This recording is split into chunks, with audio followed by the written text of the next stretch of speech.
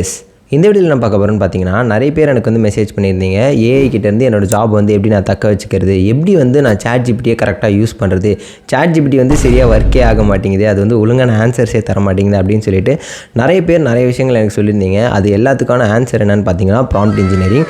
அது என்னன்னு சொல்லிட்டு நம்ம வந்து விலாவரியாக பார்த்துடலாம் இந்த வீடியோவில். So with that being set let's get into the video.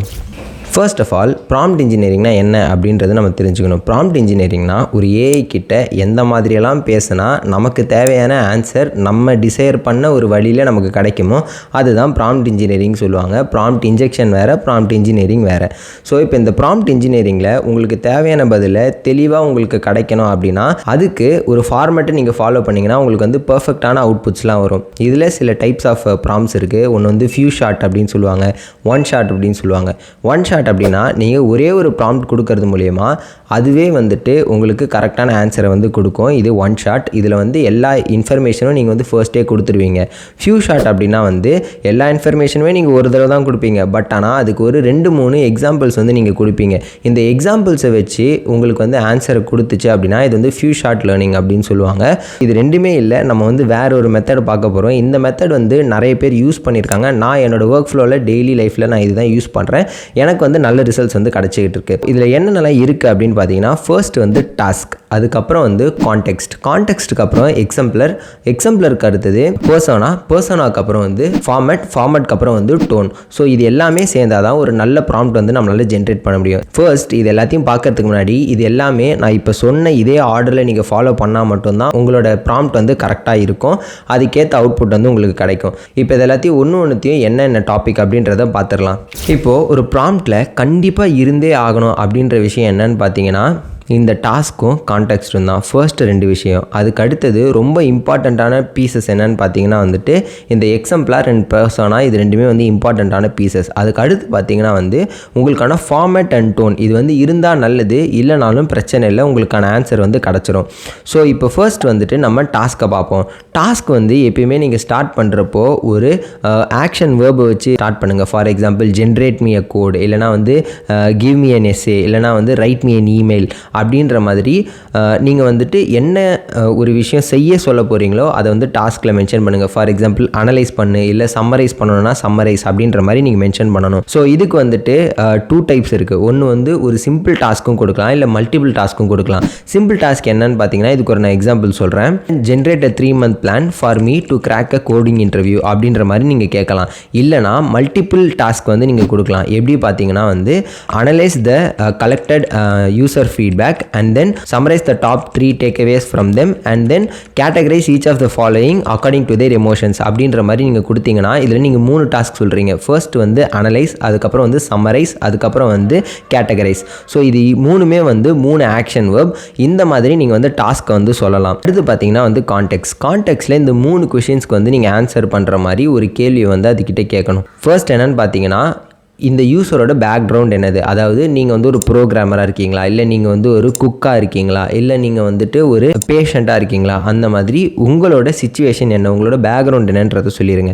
அதுக்கடுத்து how does the success look like, அதாவது இந்த ப்ரோக்ராம் வந்து என்ன அச்சீவ் பண்ண போகுது, இல்லை இதனால் வந்து உங்களுக்கு என்ன கிடைக்க போகுது அப்படின்ற மாதிரி நீங்கள் கொடுக்கலாம். நெக்ஸ்ட்டு வந்து what environment they in. For example நீங்கள் வந்து ஒரு ஹாஸ்பிட்டல் இருக்கீங்க அப்படின்னு சொல்லிட்டு அதுக்கிட்ட ஏதாவது ஒரு எக்ஸாம்பிள் கேட்டிங்கன்னா அது வந்து ஹாஸ்பிட்டலில் இருக்க சப்ளைஸ் வச்சு உங்களால் என்ன பண்ண முடியும்னு சொல்லணும்.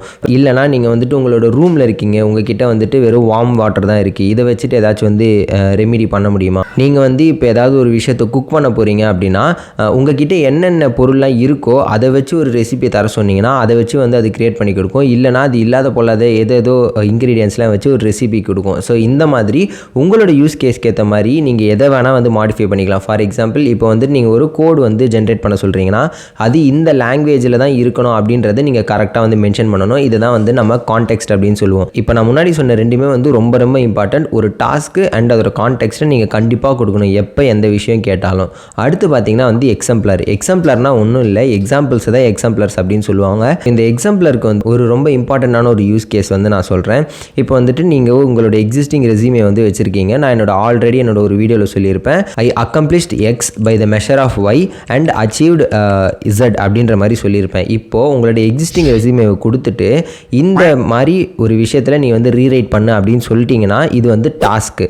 பட் ஆனால் உங்களுக்கு எக்ஸாம்பிள் கொடுத்தீங்கன்னா இன்னுமே வந்து எஃபிஷியண்ட்டாக இருக்கும். அதுக்கு வந்து ஒரு எக்ஸாம்பிள் வந்து நீங்கள் எப்படி கொடுக்கலான்னு பார்த்தீங்கன்னா, I lowered hospital mortality rate by 10% by educating nurses in new protocols which translates to 200 lives saved per year அப்படின்னு சொல்லிட்டு நான் வந்து நெட்லேருந்து ஒரு எக்ஸாம்பிள் எடுத்திருந்தேன். ஸோ இந்த மாதிரி ஒரு எக்ஸாம்பிள் நீங்கள் கொடுத்தீங்கன்னா இந்த எக்ஸாம்பிளை வச்சு உங்களோட எக்ஸிஸ்டிங் இன்ஃபர்மேஷனையும் அது வந்து மேட்ச் பண்ணி உங்களுக்கு புதுசாக ஒரு அவுட்புட் வந்து கொடுக்கும்.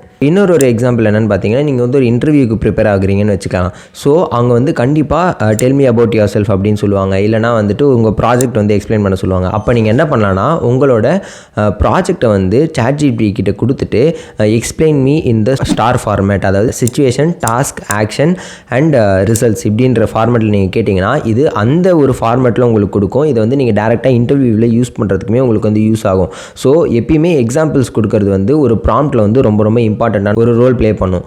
நெக்ஸ்ட்டு பார்த்தீங்கன்னா வந்து பர்சோனா என்னதுன்னா, நீங்கள் இப்போ இந்த சிச்சுவேஷனில் இருக்கிறப்போ ChatGPT இல்லைனா யார் உங்களுக்கு ஹெல்ப் பண்ணால் நல்லாயிருக்கும்னு எதிர்பார்க்குறீங்க. இப்போ வந்து நான் ஒரு கோடில் ஸ்டக் ஆகிட்டேன்னா எனக்கு ஒரு சீனியர் இன்ஜினியர் வந்து ஹெல்ப் பண்ணால் நல்லாயிருக்கும். நான் இப்போ ரோடில் எங்கேயாவது வந்து ஸ்டக் ஆகிருக்கேன் அப்படின்னா வந்துட்டு எனக்கு வந்து ஒரு லோக்கல் ட்ராவல் கைடு ஹெல்ப் பண்ணால் நல்லாயிருக்கும். இல்லை எனக்கு வந்துட்டு லாவில் ஏதாவது ஒரு இன்ஃபர்மேஷன் வேணும் அப்படின்னா வந்து எனக்கு ஒரு அட்வொகேட் ஹெல்ப் பண்ணால் நல்லாயிருக்கும். ஸோ இதுதான் வந்து பர்சனா. ஸோ இந்த பர்சனா நீ வந்து ஆக்ட் பண்ணி எனக்கு வந்துட்டு இந்த ரிசல்ட்ஸை வந்து கொடு அப்படின்னு சொல்கிறது தான் வந்து பர்சனா.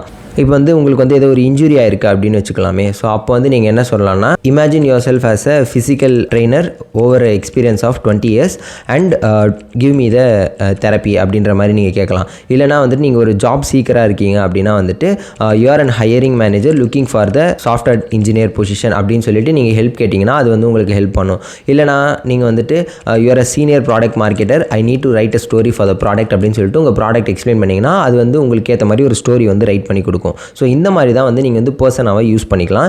இதை வந்து நீங்கள் யூஸ் பண்ணுறது மூலமா உங்களுக்கு வந்து கொஞ்சம் ப்ரொஃபஷனலான ஒரு ரெஸ்பான்ஸ் கிடைக்கிறதுக்கு வந்து வாய்ப்பு இருக்குது. ஸோ அடுத்து பார்த்தீங்கன்னா டோன் ஏன் ரொம்ப ரொம்ப முக்கியம் அப்படின்னு பார்த்தீங்கன்னா, ஃபார் எக்ஸாம்பிள் நீங்கள் வந்து ஒரு இமெயில் ரைட் பண்ணுறீங்கன்னு வச்சுக்கோங்களேன். நீங்கள் ஒருத்தவங்க கிட்ட சேட் பண்ணுறதும் ஒருத்தவங்க கிட்ட இமெயில் பண்ணுறதும் எந்த அளவுக்கு டிஃப்ரெண்ட்டாக இருக்கும்னு உங்களுக்கே தெரியும். அது வந்து ப்ரொஃபஷனலாக இருக்கணும் கரெக்டாக. ஸோ அந்த மாதிரி உங்களுக்கு ஏதாவது இன்ஃபர்மேஷன் வேணும்னா நீங்கள் வந்து டோனை வந்து மென்ஷன் பண்ணணும். ஸோ இந்த டோனில் பார்த்தீங்கன்னா நீங்கள் வந்துட்டு கேஷுவல் டோன் வேணுமான்னு கேட்கலாம், இல்லை ஃபார்மல் டோன் வேணுமான்னு கேட்கலாம், இல்லைனா வந்து சவுண்ட் பெசிமிஸ்டிக் அப்படின்னு சொல்லிட்டு கேட்கலாம், இல்லை சவுண்ட் ஆப்டிமிஸ்டிக்னு கேட்கலாம், இல்லைனா வந்து ஷோ சம் எந்தூசியாசம் அப்படின்ற மாதிரி கேட்கலாம். அதுக்கேற்ற மாதிரி உங்களுக்கு வந்து ரைட் பண்ணி கொடுக்கும்.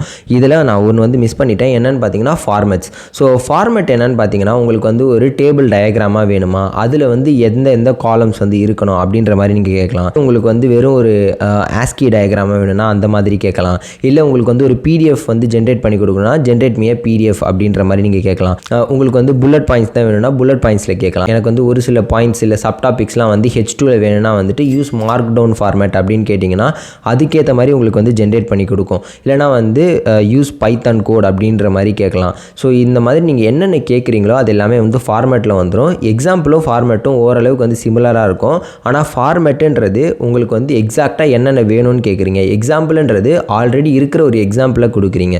ஸோ இதுதான் வந்து டிஃப்ரென்ஸ். இப்போ நான் சொன்ன இந்த 6 விஷயமும் உங்களோட ப்ராம்ப்டில் இருந்துச்சுன்னா மோஸ்ட் ப்ராபப்ளி நீங்கள் கேட்குற ஒரு ஆன்சர் வந்து உங்களுக்கு ChatGPT கொடுக்க நிறைய வாய்ப்பு இருக்குது. நீங்கள் ChatGPT 4 யூஸ் பண்ணலன்னா யூஸ் பண்ணி பாருங்கள். இல்லைனா வந்து ஹக்கிங் ஃபேஸோட சேட் வந்து யூஸ் பண்ணி பாருங்கள். அதில் வந்துட்டு உங்களால் வந்து வெப்பையுமே வந்து சர்ச் பண்ணிக்க முடியும். ஸோ இந்த மாதிரி அட்வான்ஸ் சேட்ஸ்லாம் யூஸ் பண்ணி ப்ராம்ப்ட் இன்ஜினியரிங் லெவலை வந்து நீங்களே அப் பண்ணிக்கோங்க.